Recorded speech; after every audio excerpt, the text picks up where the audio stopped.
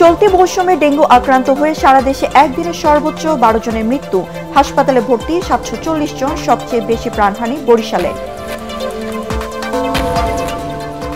খুলনার বাস্তহারায় কলোনিতে উচ্ছেদ অভিযানে পুলিশের সাথে সংঘর্ষ, টিয়ারশেল নিক্ষেপ, 30 জন আহত, গৃহায়ণ কর্তৃপক্ষের অভিযান স্থগিত। রাজশাহী বিশ্ববিদ্যালয়ে পোষ্য কোটা স্থগিত করল সিন্ডিকেট। প্রভিসিকে লাঞ্ছিত ঘটনা তদন্তের 5 সদস্যের কমিটি, রাকসুর ভোট নিয়ে শঙ্কা নেই। সাবেক ভূমিমন্ত্রী সাইফুজ্জামান ও তিস্রির বিরুদ্ধে ইন্টারপোলের মাধ্যমে রেড নোটিশ জারির নির্দেশ আদালতের।